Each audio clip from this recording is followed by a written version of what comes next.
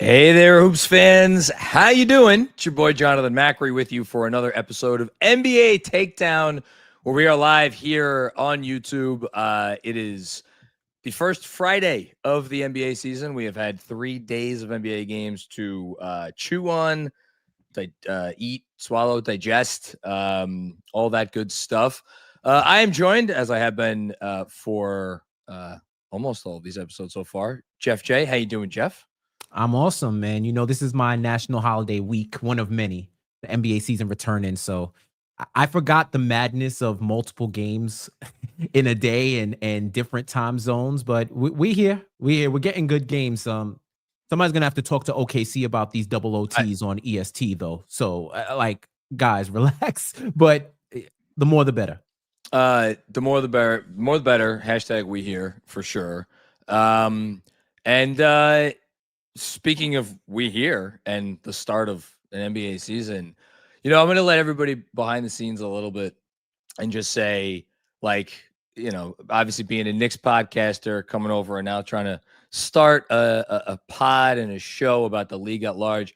I've been just terribly nervous for all of these episodes. And it wasn't until right now, this very second, that I could finally just relax and take a nice deep breath and just be like, hey, it's just talking hoops, because you know who I'm here with? I'm here with Fred Katz of The Athletic. I cannot wait to absolutely destroy that feeling and make you feel horrible. My entire goal for this episode is to make sure that all that anxiety right back, my friend. I mean, you are a driver of my anxiety for many reasons. We probably shouldn't tell anybody my responses to your texts to our chat on a few hours before the first game. John, after you have literally said outrageous things on the air for accidentally reading our text messages in the past, maybe we should just have not that outrageous. Pretty outrageous.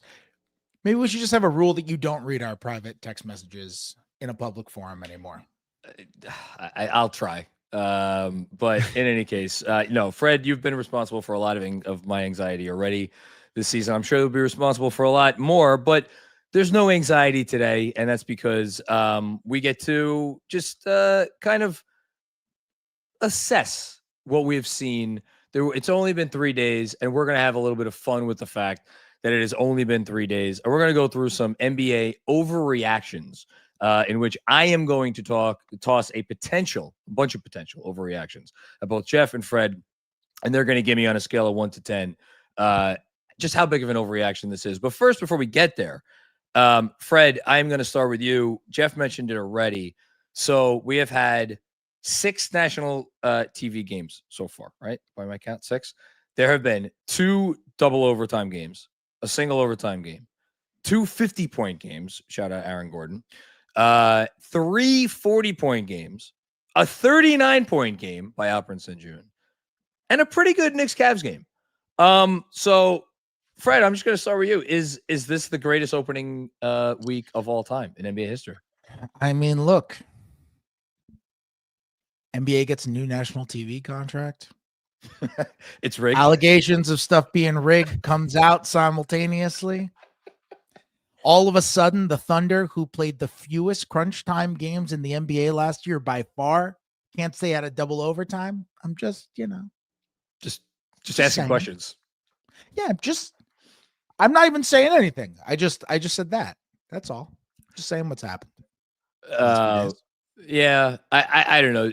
It's tough for me to be impartial about this stuff because, as I've said many times, my capacity for watching other sports has gone down drastically in the last few years. But I don't know how if you sat at your TV and watched 18 hours or almost 18 hours basketball, it's not even that far off, over the last 3 nights, you could think that I look, the gambling stuff is obviously, it is what it is. But if you're not bothered by that, just sit back and enjoy it. Jeff, this has been fun, right? Oh, yeah, of course. Listen, if I drop $2 billion on some rights, I'm already after this week saying totally worth it. At least for this year, it's totally worth it. people talk about script writers. You want to start a opening season or a season 2, your season premiere of a season. This is how you start it. Multiple OT games, great drama between conference rivals, random 40, 50-point games from people who you wouldn't think would get one in the start of the season. Wembanyama going full Wembanyama in game 1 against Cooper Flag. And who had this on their card that VJ Edgecombe would outshine Cooper Flag in their debut? This is the unpredictability is what makes it fun. I feel like the NBA is a pretty unpredictable sport. For as much as like you look back at NBA history and you're like, yeah, this is all chalk. The guy, the team with the best player or one of the 3 best players always wins. But like, I don't know, Fred, if you made a list of NBA players most likely to go for 50 in the first week of the season, is Aaron Gordon, is he coming? Is he going to be on the top 80, 75? Probably not. Probably not, right? I mean, he's certainly a top 75 player, but he's no, I'm not saying that, but like to go for 50. Exactly. Like I'm going to pick like some dude who comes off the bench and just shoots with absolutely no conscience whatsoever before I'm going to pick Aaron Gordon to drop 50. Like Aaron Gordon is the definition of a dude who plays within the offense. That's part of what was so crazy about that 50-point game. He just played within the offense. He just shot 10 of 11 from 3.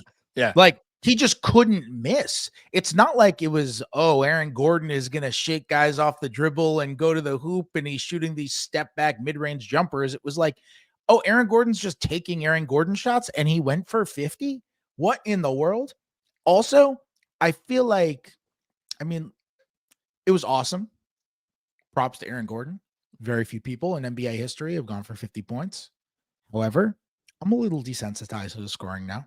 Wow. Like, it's not the same. It's just not the same as it was even 10 years ago. 10 years ago, Corey Brewer went for 50. And we were like 12 years ago, whatever it was, Corey Brewer went for 50 in the Timberwolves game. And we were all like, what? That is easily the craziest 50-point game ever. And now you see guys go for maybe not 50, 30, 40 all the time. You see Malachi Flynn go for 50 at the end of a season. Oh my God, like, that happened, didn't it?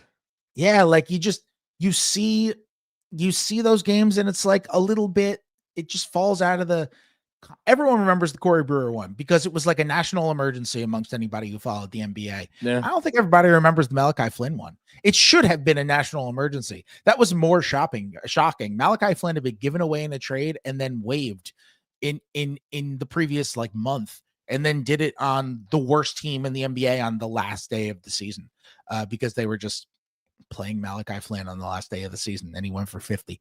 That should have been more shocking and should have inspired a huge response. However, it's just like, I think we're all a little more desensitized to scoring than we all let on. And I'm looking through it and, you look through the league leaders and most teams have played 1 game and a couple have played 2. And it's like, it's like 20 guys averaging 30 a game through 1 or 2 games. It's like everyone's scoring. Like there've been so many just 20-point games already.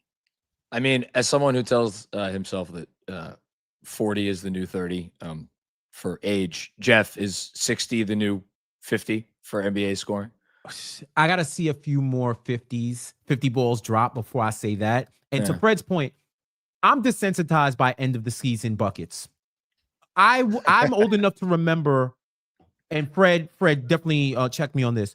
Obi Toppin and Emmanuel Quickly, didn't they go for 30 apiece? Like, like a Obi got 40. 40, yeah, it was like they dual 40 or dual 30 on the last day of the season. Grimes was too. Fun. Got a lot. Yeah. Oh, that's what it was. That was an eye opener for the, hey, maybe these guys should play a little bit more club. But past that, I was like, okay, it's the last day of the season. But I do think it's also in the way these guys are getting their buckets with the advent of the 3-point shot and how it's become a staple now. It's not a gimmick anymore. It's not a nice to have. It's a need to have in your arsenal. So if you shoot 10 threes, that's 30 points. If you make 10 threes, that's 30 points off rip. So they aren't the pure hooper bucket trademark. You know what I mean? That people, when you would see a 50-point game go out where you'd have 5 threes or something in addition to your free throws and your 2-point shots. So I think that's where the desensitization comes from as well. I'm trying to think because this would have to be a pretty egotistical player who like cares about this stuff. Which player from like the 70s or 80s is watching the game today and thinking to themselves, I would have averaged 45 points a game in this era? I mean, Larry Bird, I think, is the right answer, but I don't think he gives a shit. So maybe there's someone else. I don't know. I'm trying to think. Gervin. That's a good answer. Shooter, though? The Iceman. I feel like he would look at the game and say, I would have killed these boys. Pete Maravich. Oh my God. Well, rest in peace. But yes, maybe from the other side of the grave, Pete is watching. But that's on another plane, just shaking his That's head. the dude. That's the dude. Just like the way he played, it was like he was so ahead of his time with the way that he played in terms of his passing ability, his fast pace, his jumper. Pete Maravich. Oh, I got a pull. El Curry. Playing in these type of offenses and with that quick release. I mean, he was a great shooter. I think if he's playing with the wide open nature, he'd probably say, I could probably fall into 25. Like I would get those wide open shots. I'm knocking it down. I don't have his career numbers from 3, but I just remember with the quick release alone. We should bottle this idea and save this for a later pod. This is a good pod topic. Last one before we get to our main thing for today. Fred, what do you think the odds were that Obi Toppin was watching Trey Jemison III get 8 minutes on opening night and then go look at his Knicks box scores and see how many times he did not get 8 minutes in a game? Oh, man. Honestly, they're greater than 0. It's not 0. They're great. They're greater than 0. It's not that Obi, he definitely doesn't dislike the Knicks, but he's a competitive dude and like went to the Pacers and really he's become a really good player. He had 20 last night. He was really great on that playoff run. And I think he feels like, yeah, I was right. I'm good. So greater than 0. Greater than 0. Hopefully he didn't throw any chairs in his house while he was watching that next opening night game. Okay, here we go. You ready for this? We're going to do a gimmick. It's the overreaction scale. So I'm going to throw out a potential overreaction. Each of you guys will give me a scale of 1 to 10. 10 being is 10. It's a complete overreaction, and 1, it's not an overreaction at all. Fred, do you understand the rules? Yes, even though you phrased that as a question for some reason, not a statement. 10 is the largest overreaction. Of course, obviously the highest number is the largest overreaction. I mean, that's how numbers work. You're right. Scale of 1 to 10, with 6 being the highest. That's the biggest overreaction. It only took 14 minutes. Yeah, minutes for really, y'all to start fighting. This is nothing. Truly, this is nothing. Okay. First overreaction, Fred, we'll start with you, and then we'll go to Jeff second. Victor Wembanyama. By the way, I want to let you know, Fred, I sent these, or Jeff had access to these ahead of time. I did not give you access to these ahead of time because I want you to look silly. Victor Wembanyama can win the MVP this year, and the Spurs are a threat to beat any non-OKC team in the West right now. I like this season. 1 to 10 overreaction. Do you mean beat them on any given night, or you mean like beat them in a playoff series? Beat them in a playoff series. Okay, so because of that clarification, I'm gonna say it's a 5. Oh, still, that's not that high. Well, you said Victor Wembanyama can win MVP this year, right? Not will win MVP. I said can. That is correct. I said can. That's a 1. That part's a 1. That's a 1. Victor Wembanyama can totally win MVP this year. Yeah. He was probably a top 5, top 6 candidate to win MVP coming into the year. And I know Zach Lowe has been on this a lot. It's like there's a very clear top 4 players in the NBA for this upcoming season. You know it's Jokic, you know it's Shea, you know it's Giannis, you know it's Luka. And Zach Lowe has talked a lot about like who if somebody were going to break into that, who would it be? And I think Victor Wembanyama is the very obvious one because of his talent, because of his ability, and also because of his age. And just that dude could hit a whole other level. we all agree at some point in his life, he's going to be the best player in the league. And based on what we've seen from him his rookie year, last year, on opening night, the consistent progression, the unbelievable defense, he is unquestionably the best defensive player in the NBA. Yep.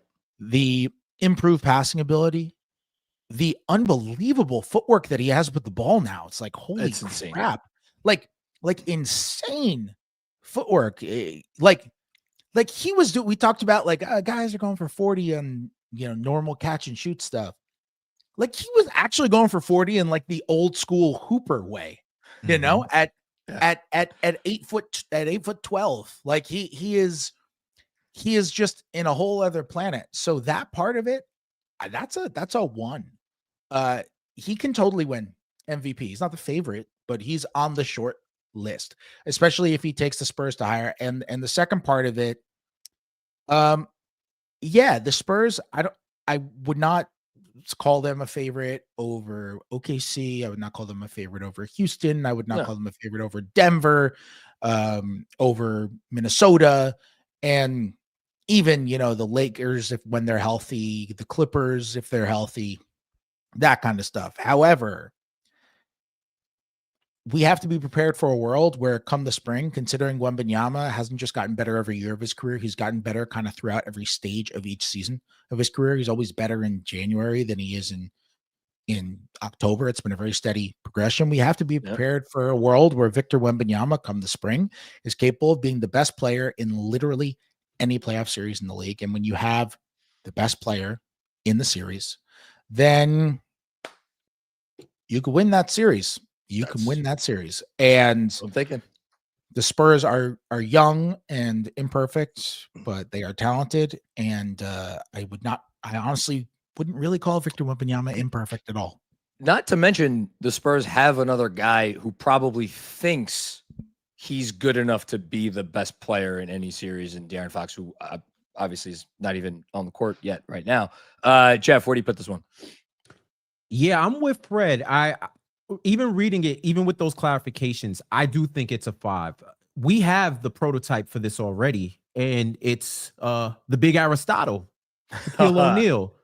Got into the league in 92, got to the finals in 95, 3 years. And that was just a confluence of different scenarios. You got Shaq and Penny back-to-back years. They got hot at the right time. They caught Stephen Castle second year, Penny Hardaway second year, Devin Vassell. You got a good combination of veterans with Harrison Barnes, Luke Cornett. I can see them catching the right team slipping. I don't think that's going to be OKC, Denver, or Houston, but they get in a certain matchup. Like let's say one of those teams like a Clippers or a Timberwolves get into the seeding, that's where it's really going to get interesting. If they get top 6, well, if you're the 3 seed or below, you probably don't want to face him in the first round. I watched what he did against Anthony Davis and Derek Lively, and I immediately went to DEFCON 1. Game 1, I was at DEFCON 1. We have a situation. There is an extraterrestrial from France running wild on the league. He blocks somebody like you're playing against your little brother, and then mixes Derek Lively into a step back 4-point play. Is this Game Genie hoops we're looking at right now? Like, this is crazy. Like, literally, it was great to watch, but I know the rest of the league is like, what are we going to do? I'm sitting there as a fan like, man, you got to get the title within the next 2 or 3 years if you're a fan, because I think this dude is about to cement himself. So, yeah, given his team, they might get young Boyd out of a spot, like the veteran team that knows what to do to win. But that time is shrinking. And God forbid they don't make the playoffs and get somebody like AJ DeBonst.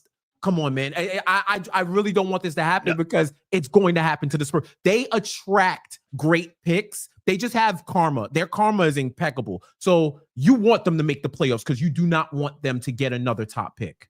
They're making, I mean, at this point, to me, that would be like the Spurs are going to make the playoffs is like, that's a 1 or a 2 if we're playing this game. I will just say, to me, it's like you better win the title in the next 2-3 years. I think it's like you better win the title this year because they have the goods and the assets. Both they have draft picks and they have, obviously a lot of young players. So which of those two, things or become trade bait?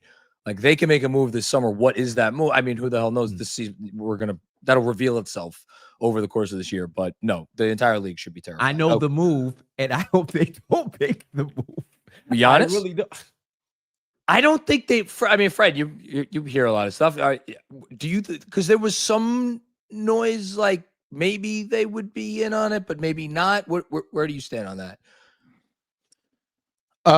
I think they're going to have at least a long meeting about that. This is part of why they have all of those picks. It's not really just about going out and drafting guys with them. I anticipate that at some point they are going to use those picks not for young guys, but as currency to go get somebody else. And it may not be for Giannis. For all we know, Giannis is going to stay in Milwaukee forever. He always has been. I imagine they'll use it on somebody else. They have a lot of draft capital. They have a lot of young guys. And also, let's not forget, like they made the De'Aaron Fox trade, having no idea they were going to end up with Dylan Harper, who looks really good. Like Dylan Harper, like looks the part. He looks good today. Yeah. Like I'm not even necessarily sitting on Dylan Harper's gonna be good island. Like I might be just saying like Dylan Harper, 19 years old, might be a good player like right now. And De'Aaron Fox is an all-star caliber point guard, no question. However, when you've got Harper and you've got Castle, Fox becomes much more of a luxury that can give you a salary, and it can give you a salary that's like of a really, really good player who's a plus. It's not like you're just trying to trade some dude who's a nothing. You're trading an all-star point guard and you tack on draft picks to De'Aaron Fox, and all of a sudden you can go out and get like anybody. Well, you can put together any kind of trade. They have the salary. He's now tied to a max contract. When we get closer to the deadline, we'll reconvene this panel and we will do a top 10 most interesting trade value list, because I would argue that Fox belongs in the top 10. It's a great point. Because there are some people, when he signed the max extension, there were people who were like, that's too much. It's a lot of money. It's a lot of money for Fox, especially when you saw him and Wembanyama play 6 games together last year, and it's a lot of money for De'Aaron Fox. And then there are some people who were like, he's good enough to get the max. It's not the 35% max. You give him the max and then you move on from there, and he'll be fine. He's a really good player, and that's what really good players cost. So I think even though there are people in the league who look at it and they're like, that's too much money for De'Aaron Fox, there are enough people in the league who are just like, yeah, but it's De'Aaron Fox. Even if they think it's too much money, they're like, yeah, but it's De'Aaron Fox. It's not. There are degrees. Just like there are degrees of unwanted contracts. There are different types of unwanted contracts. Like there's the situation where you've got a max guy who just isn't good anymore, and you're like, okay, well, that's just a bad contract. And then there's the situation where it's like you've got an all-star, and he's making the max, but you feel like that's just what it takes to go get that guy, so you have to pay it. Like a guy like De'Aaron Fox tends to make the max. And I know that culture is changing around the league. But it has not changed for everybody. I can tell you that. He is still a very good player. He's also a guard whose shooting has not always been his forte, who relies a lot on his athleticism. So I remember my reaction the day of the trade where I was like, at that price, I guess you got to, but there's another part of me. Okay. John, real quick, can I chime in? Please, yes. With a couple of things. One, you could also look at him as a human trade exception or that chip to make that next move. A lot of years though. So it's like the price is going up, the cap is going up. You're gonna have to move these. If you're trying to get a max level contract, you're gonna have to have what does Jeremy call it? Continuous soup. You're gonna have to get that. And the second thing, that just something I'm offering up. I don't know if I feel strongly about it. Second thing, and this is for you, Fred. Are there generally a lot of haters in the league when it comes to salaries? I feel like a lot of people discussed when you discuss the value of contracts, it's generally overpay, overpay, overpay, overpay. And I'm like, well, what is the going rate? And maybe that's something you could dive into, like a rate sheet for these players. What is the market value? What is like above that. market value? What's like the eBay value, where if you see it 30% off, get on that auction now, buy it now, send the offer. And if you get the money that you the price that you want, you go into it. Because I just feel it's like anytime we get into these contracts, I feel like people default to overpay without looking contextually at the value versus the player versus the years. So I don't know if that's a GM thing, if that's an NBA culture thing, but it seems like a lot of people are checking pockets when, especially with the way the league is making money hand over fist and the salaries are growing, that market value may not be what you agree with, but it is what it is. I find the people that I talk to in the league, I've never really thought about the ratio, but I've never really thought there was an imbalance in terms of overpay or underpay in terms of the conversations I have with people in the league. I will say the thing that people all around the NBA now that they do fixate on more than the money is the years. Teams are really, really scared of years. And that is a thing where it's like, that is proportioned out, where it's like, if basically anyone has a lot of years, they're like, yeah, but the years, like for example, like I'll use Royce O'Neal as an example. So That's a Phoenix, that's a pull. but that's why it's good. Yeah. Because Royce O'Neal makes $10 million a year. And he is a really just like solid role player who can help a winning team. He can hit a corner three. He's a great rebounding wing. He's a pretty good defender. Like, he knows how to play winning ball. He's been on winning teams. He's played with all different types of players. He's experienced, plays hard, good culture guy, everything like that. Royce O'Neal is well thought of in the league as a good player. And he makes $10 million a year, which is like a pretty good amount less than the mid-level exception. That's a perfectly fine salary for Royce O'Neal. And I have not heard anybody say to me like, oh, 10 million a year, that's terrible for Royce O'Neal. I haven't heard anybody say that to me. But what happens is when the Suns are looking around being like, hey, does anybody want Royce O'Neal in their quest to try to get under the second apron this year? Everyone in the league is like, oh no, too many years. No way. Same thing for them with Grayson Allen, where like you pay Grayson Allen and you He's pay him 16, 17 though. Yeah. Yeah, he's 16, a little bit 17. more. But the thing that scared people off is the years. Like, I choose Royce O'Neal because he's a guy who's like a good role player, makes less than the mid-level exception. Like, and also doesn't make enough money to where it's like gonna hurt you all that much. But people look at the years, the 3 years remaining on Royce O'Neal, and they're like, that's too much. And the Suns couldn't unload Royce O'Neal. They couldn't do it. It was whether people in the league, I don't think anybody in the league is like, oh, Royce O'Neal, terrible contract. However, the way that they reacted to the possibility of being able to get Royce O'Neal for basically nothing makes you say that they thought of it as a not good contract. But it wasn't because of the money when I talked to people. It was just because I think teams were a little spooked by the cap going up for this year, for next year, not as much as they expected it to be in the most recent projection. And it's not a 10% increase like they expected in the latest projection. And I think that spooked some people this summer. And I think the uncertainty about, where teams are going to be with aprons and that kind of stuff has made them not want to give out long-term money. And so we're seeing shorter term money, and we're seeing teams shy away from guys who they could trade for on long-term deals. And Fred, that to me is the better argument for not wanting Fox than the actual max money. It's like lease versus buy with cars, which could derail this whole conversation. So I will not. We won't go there. It's why Jeremy Grant's still in Portland. That's a great call. And so you have just inspired me, Fred, on the spot. I had an overreaction about this player. I'm changing the phrasing of it, and we're going to move it up to here. Joel Embiid is now officially the least tradable player in the NBA. Some context for anybody who may have missed this. The other night, played 20 minutes. He did, if he jumped 3 inches off the ground, maybe there was one moment where he did that. I didn't see it. He was 1 of 9. He was a team worst, minus 17 in a game as team, or minus 16 in a game as team won. He has this year, next year, 26, 27, $58 million. Year after that, $63 million. And then a player option at the age of 34 for $67.4 million. Overreaction 1 to 10. Joel Embiid is the most untradeable contract in the league. Am I up or is Jeff up?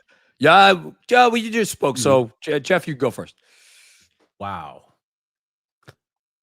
I'm going to say 7 only because That's I high. do think those years Fred just gave a master class on years versus the actual dollar amount, but I feel like even with this 6.5, 7, I'll vacillate between the two, but I'll just lock in with 7 only because I don't see a player in the next 2 years, and maybe I just don't have the foresight now. I don't see a player in the next 2 years that can match that salary that somebody that the other team would say, we'll take Joel Embiid and we'll take a chance on his health because we know if he's healthy, we got an MVP level player.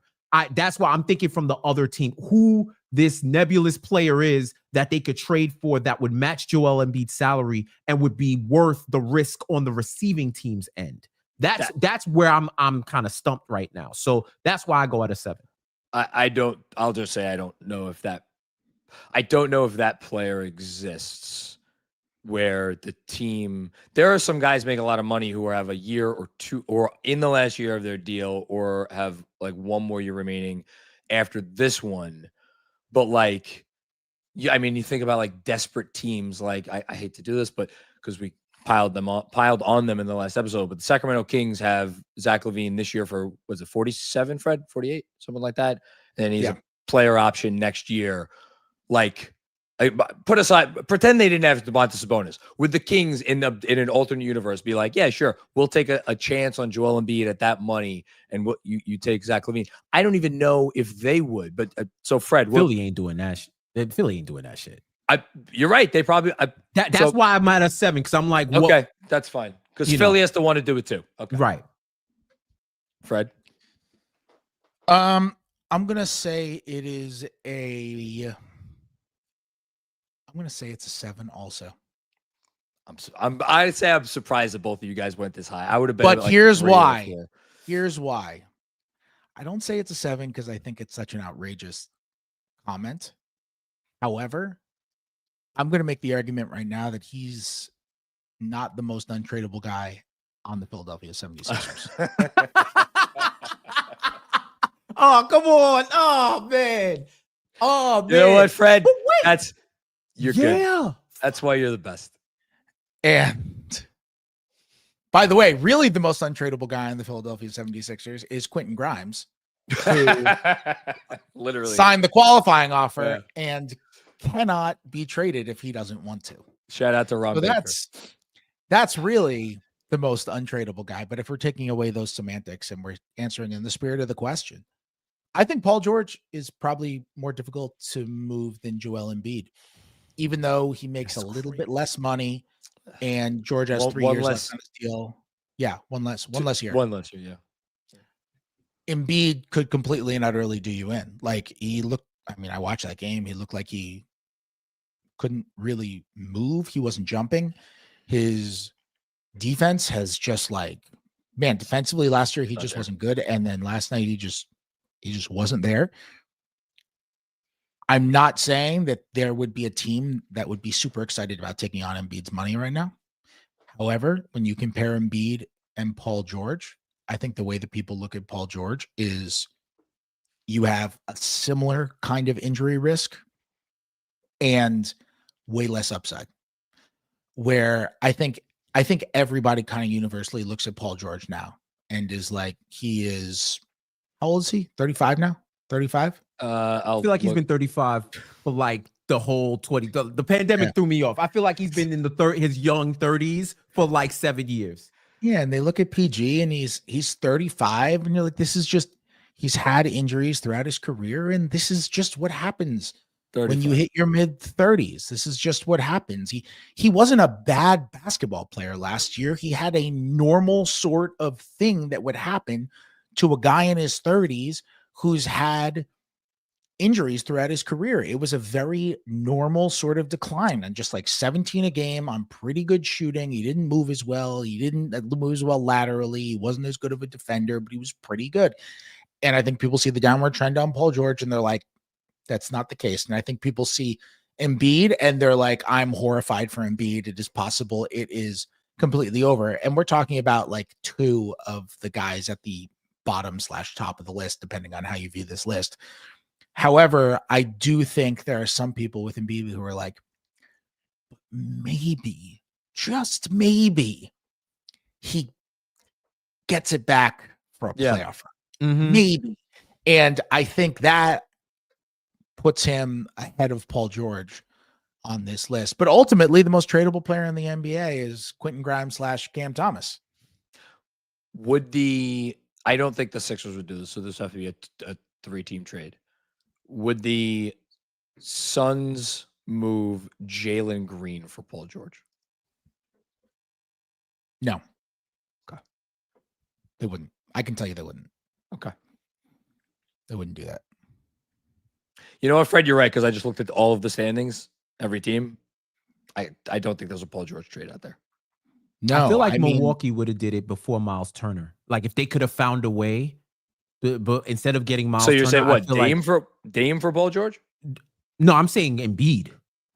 I feel like if Milwaukee could have got Embiid, they would do it and bubble wrap him and say, Giannis, get us to the postseason, and then unlock Embiid and we roll our dice. Let's hope he gets another title and then doesn't want to get traded anymore.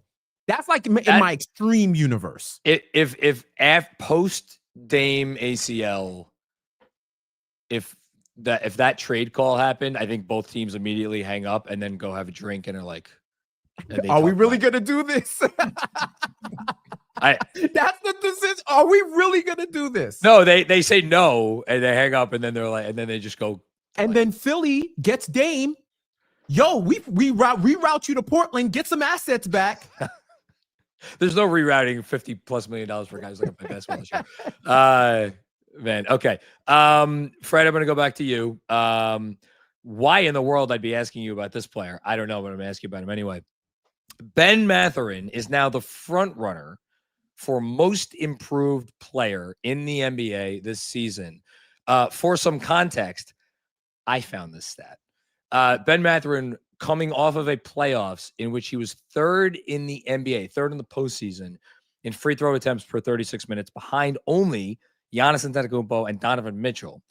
Went to the free throw line, had 17 free throw attempts in last night's game, scored 30 some odd points. I forgot exactly what it was, and looked like a prototypical two-guard, like starting star two-guard in the NBA. So Fred, what say you to that?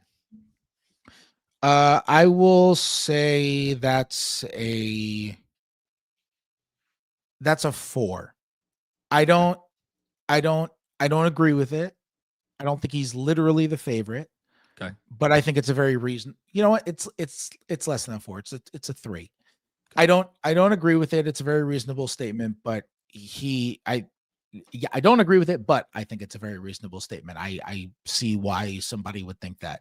He was really, really good in the opener against Oklahoma City. And what I loved about what he did and what you're talking around is that I have a weekly notebook that comes out during the season from random observations I have. And my lead for my notebook today was about Ben Mathurin and his opener. And what I loved about the way that he played against OKC was that I thought he was somewhat passive in the first half. Mm-hmm. He, on his drives to the hoop, he was letting up before he hit the paint. He was just looking up to the corner and kind of not drawing in the defense, making a decisive pass to the corner. He was going one dribble and kind of tossing it to the corner, or he was going one dribble and then trying to draw a foul and float it up or something. And something happened at halftime. One of the things the Pacers did, which was, Rick Carlisle is amazing. One of the things really they good did. coach. Oh my God. This was so smart. Mathurin, all of his initiation in the first half was basically just out of the half court. And the Pacers started playing much faster in the second half, which is what they do. And they were getting Mathurin the ball on the run a lot more. And that allowed him to just, as opposed to driving from a standstill, he was driving out of motion. And he's so much better when he's like that. And he was so physical and aggressive on his drives in the second half. His first 6 drives to the basket. I couldn't believe in the that second half. when you wrote that. Yeah. I went back and I watched all of his plays and I counted them. His first 6 drives in the second half, he got fouled. 6 in a row. It's wild. And keep in mind, that's not like 6 drives that led to shot attempts like he got fouled on. Like, it's 6. The first 6 times he drove to the basket, they fouled him. That's how physical that he was being in that second half. And he shot 17 free throws. And he did not flop his way to 17 free throws. He was lowering a shoulder and powering through dudes. And against the best defensive team in the league, against Lou Dort and against Shai Gilgeous-Alexander, and going up against Chet Holmgren and Isaiah Hartenstein at the rim, these excellent rim defenders.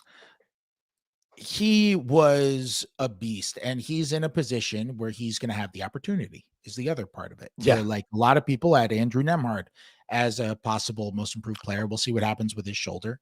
Because of the opportunity. No Halliburton, no Miles Turner. Someone's got to get the creation and someone's got to get the shots. Mathurin's going to start.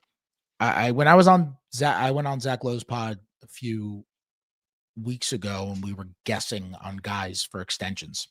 And I guessed a no on Mathurin.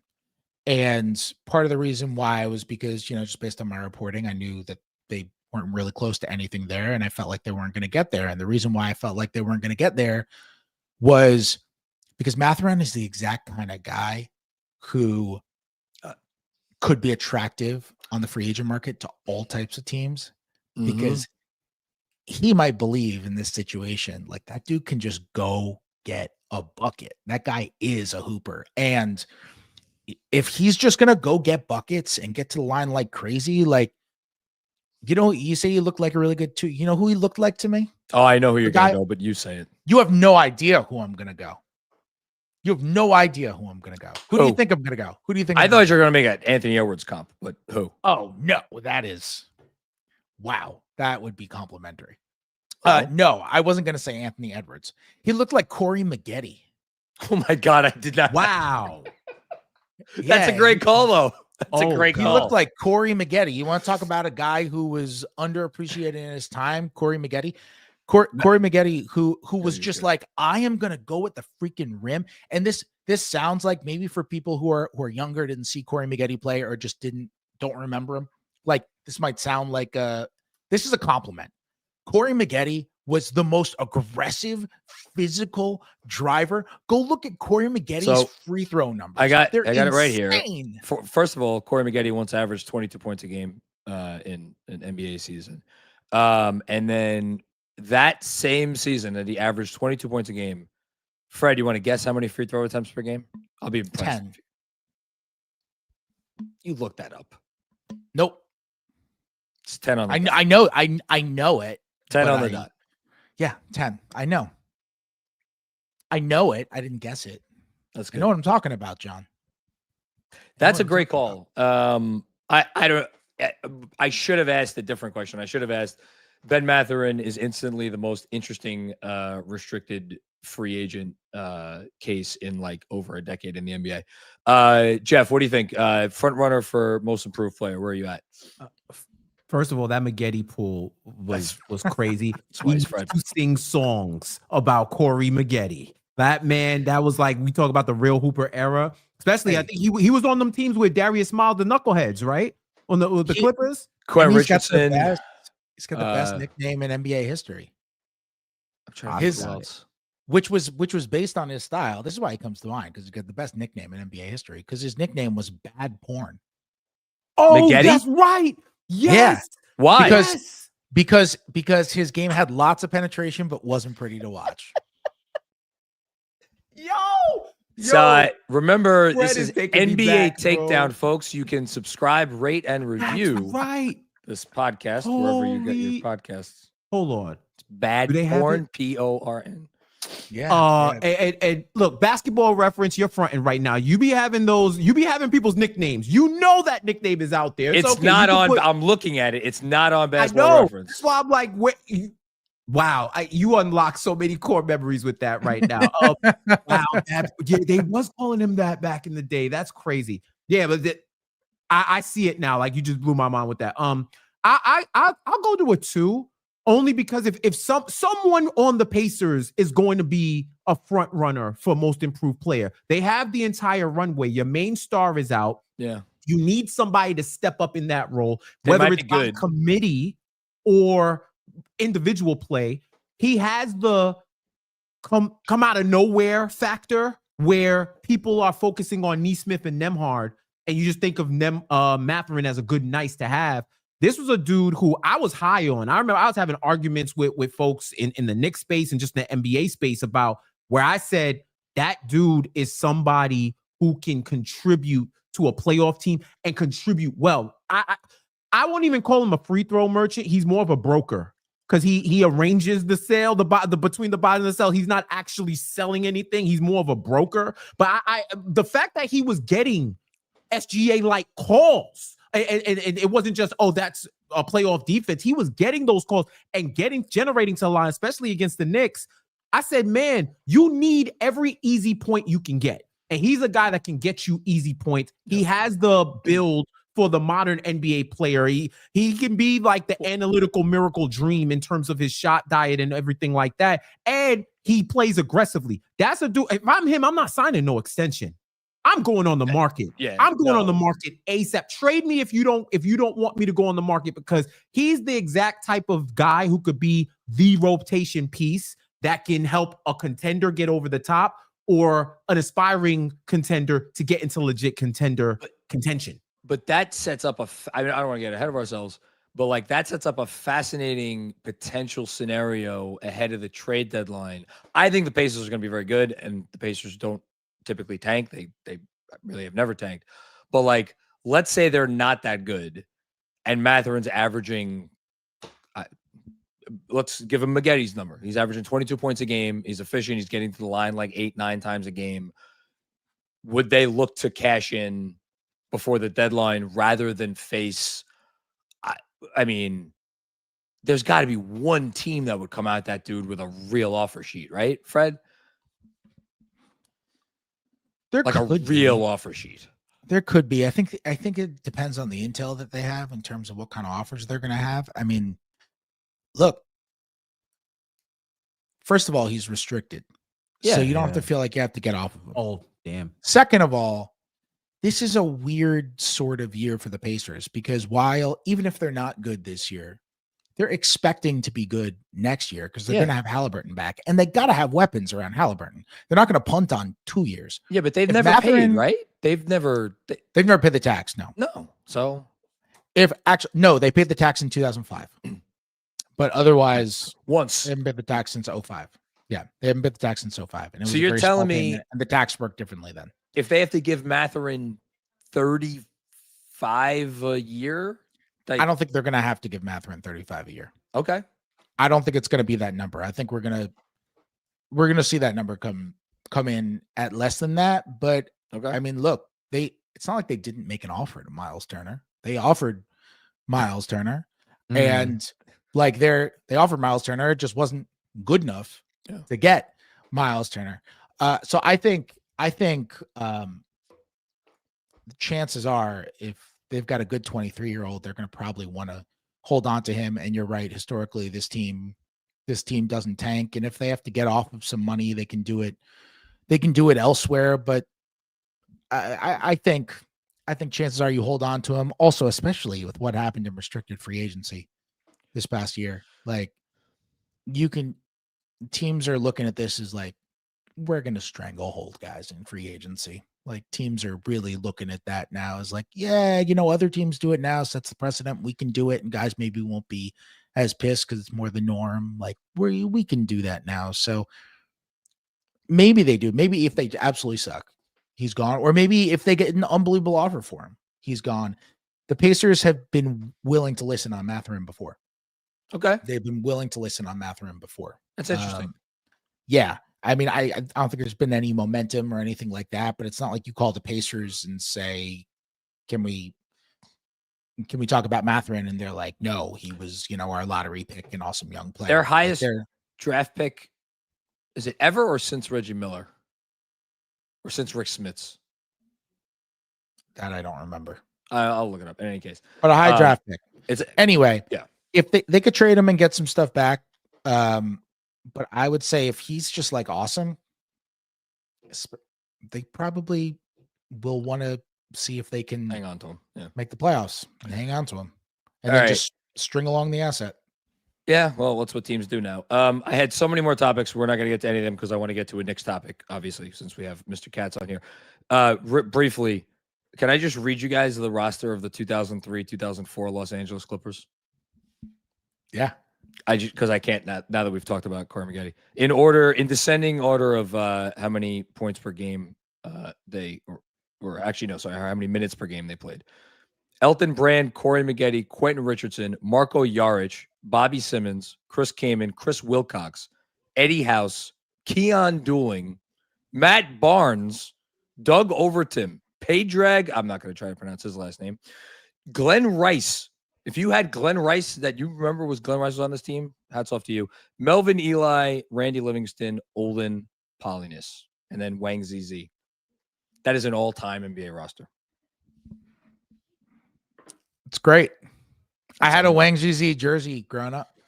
I bet you did. Swear to God. That's an immaculate grid lineup right there. Yeah. Like if you need to hit on immaculate grid, just remember that lineup. Remember that lineup. I rooted for that team. I remember that team. They won 28 games. Yeah, well, it changed everything for them when they traded Marco Jaric for Sam Cassell. I'm not even kidding. That changed it all. It was a great trade. It was a great trade. Marco Jaric was a guy once. It was a great trade. Traded him for Sam Cassell. Sam Cassell commanded the offense, and they won 47 games. They fell one win short of the conference finals. That was game 7 lost to the Suns. Oh, that's right. Yeah. Yeah. Right. That was the Daniel Ewing game. Oh my God. In 06. You really are a walking basketball encyclopedia. Okay. Our last topic. Again, 1 to 10 overreaction. This is intentionally kind of funny, but semi-serious.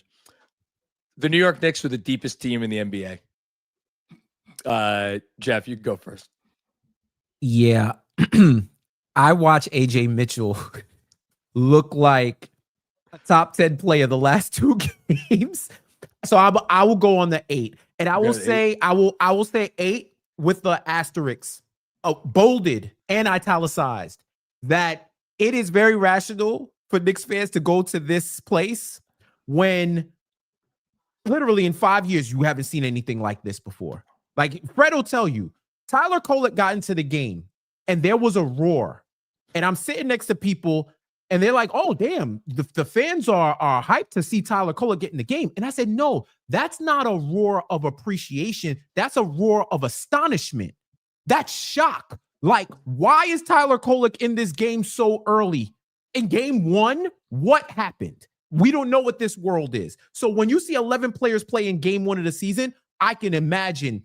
I definitely rationalize with you why you would go to that overreaction. But the Oklahoma City Thunder still exists. Do you remember that J-Dub is not playing?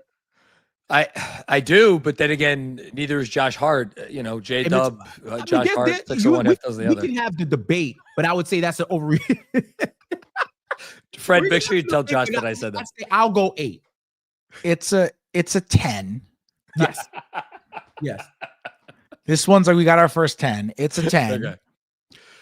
The Thunder are so deep that Jalen Williams made all NBA last year, deservingly. Yeah. Went for like 40 in a huge swing game in the finals. Busted out as forget about international star, and didn't even lead the Thunder in triple doubles amongst players named Jalen Williams. That's crazy. That's how deep the Thunder are. You've been saving that one, dude. How deep are they? Come on now. AJ Mitchell, like looks ridiculous. Drafted after Tyler Kolek, I will say again. I'll tell you what, you put I have a Phenomenal I have a draft joke, class, by the way. I have a joke with some people in the league as like being just like the biggest fan of Aaron Wiggins' game. I just think he is so underrated, just one of the most underrated players in the league. One of the most underrated role players in the league. He was the second half of last year, he completely busted out. He's so easy on hitting threes now. He's so smooth on hitting threes. He's a really good defender. Sometimes Aaron Wiggins only plays 15 minutes. I mean, I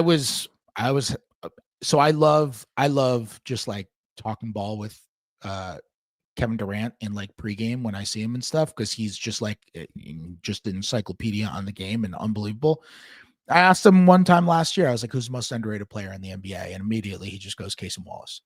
Like, really? Yeah, the answer, and I thought it was a great answer. Casey Wallace is incredible, insane defender. Like Casey Wallace is a unquestionably, in terms of his quality, he's an all defense caliber guard who can handle, who can shoot. He is an all defense caliber guard. Is he one of the 5 best defensive players on the Thunder? Chet, Dort, Hartenstein, Caruso. Caruso. Oh my God. So is he one of the top 4, I should say, because he's probably in that next one. And J-Dub. J-Dub. J-Dub. Yeah. Is he one of the 5 best? How do you even begin to compare the defense of an Isaiah Hartenstein with the defense of a Casey Wallace? Yeah. Right. I mean, it's just a question at that point of like, do you put a little more stock into rim protection and big man defense and size over Casey Wallace? My point is, it's a conversation. Every single player on the Thunder could just be sitting there on an all defense team. We haven't even named the freaking MVP of the league. They literally have a young player named Youngblood who was a +8. They literally have a young player named Youngblood who dropped 3 points and was a +8 in like 6 minutes. They're putting out players that we've never heard before just for vibes and for positive impact in the game. You know what you guys are making the argument for? You're making the argument for some savvy team to go trade for Ousmane Dieng, because like this guy could be a top 50 NBA player and we just don't know it because he can't get minutes on the Thunder team. Yeah, maybe. Or Brandon Carlson comes in and just like hits a couple threes. Fun fact about Brandon Carlson. He's got a twin brother who's a foot shorter than him. Oh, so they're fraternal. They got to be fraternal. If they're identical, then I have too many questions. Yeah. They must be fraternal. But isn't that insane? It's like one is Danny DeVito, Arnold Schwarzenegger situation. It's a Danny DeVito, Arnold Schwarzenegger situation. He's 7 feet. He's 7 feet. Next time you see him, tell him there's a content creator out there who said he's the Arnold Schwarzenegger of the NBA. That's like an all-time difference in height between twins. I've checked it up on Guinness. The record seems to be 1 foot. So I think they've tied it. Crazy. As we're nearing the end of this show, one thing is proven to me, as is proven to me every time I have Fred on any podcast, is that you have entirely too much time on your hands. And the fine people at The Athletic should give you more to do. I don't know what, but they should give you more to do. That is true. That is absolutely true. Somehow knowing this stuff is part of my profession, I guess.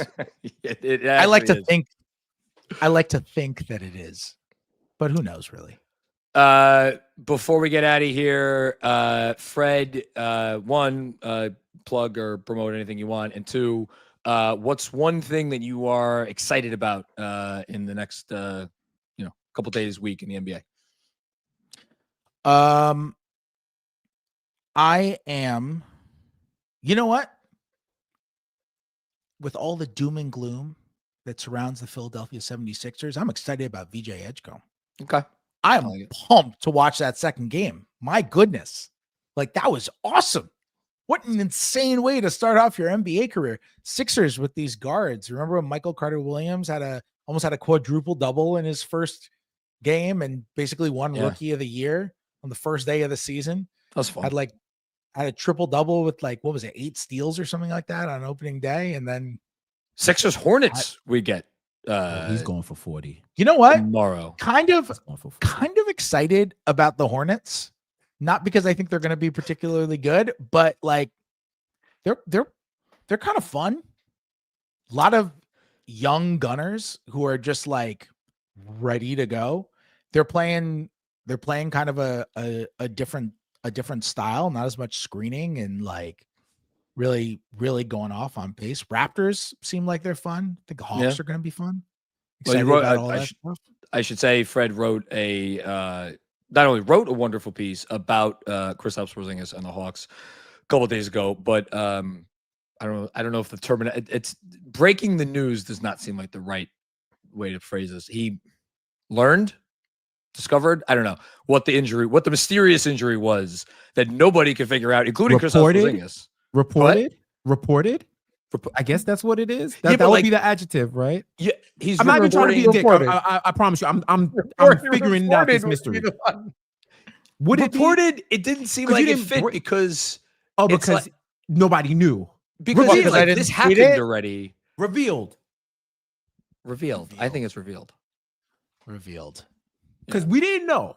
We didn't know. And now I have to read that piece because I need to know. I think the world actually needs to know because the last time we were here in the NBA, we didn't play games for a while. So I'd like to know. Yeah. I mean, it wasn't breaking news in the way that people think of modern day breaking news where you say sources say and you put it out on Twitter, but it was stuff that people didn't know. And my job is to write things that people don't know or give a different perspective on it. So I had a Hawk story up.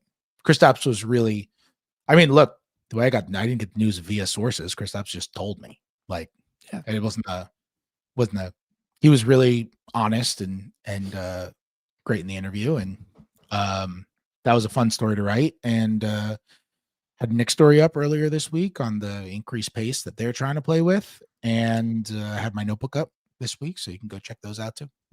And if you are someone who does like Knicks basketball, I don't know why you'd be watching this podcast, you can subscribe to Fred's pod on Patreon. It is called Cats and Shoot. You get, depending on which subscription you get either 1 or 2 episodes per week. Fred's talking to all kinds of smart people about the Knicks on that pod, and me occasionally. And he has great conversations, and you will learn stuff that you don't learn anywhere else because Fred, despite the fact that he doesn't write about the Knicks anymore, is still the most connected Knicks person there is. So dropping tidbits left and right on that show, and it's just great entertainment. So, Fred, thank you for coming on the show. I appreciate it. I'm thrilled. The show's been great so far. I'm very happy to be on. I appreciate that. And Jeff, man, what is this, week 2 for us now? Yeah. All right. Yeah. It feels like week 200 in the best way possible. That's a good thing, way. In the best way possible. Not like the dog days. This isn't January before All-Star break. No. This isn't the end of January to that February where I'm trying to get to Cancun in the last few days. It's been good. It's been really dope, and I'm glad you got on, Fred. Hope to see you here more often, and definitely we'll see you in the building for sure. Love talking. That Corey Maggette, it made my day. That made my day. And you unlocking bad porn, the nickname, not actually, because that could be a problem. Unlocking never done that before. Right.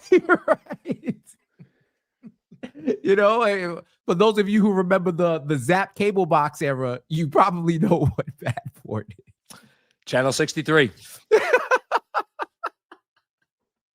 Oh man. Well, can't really get us on the rails now. I will just say thank you everybody for tuning in to another episode of NBA Takedown. If you dig the show, tell your friends, tell your family, tell anyone, tell a stranger on the street. You could subscribe, of course, wherever you get your pods. Leave us a nice rating and review, so that helps people find out about this podcast.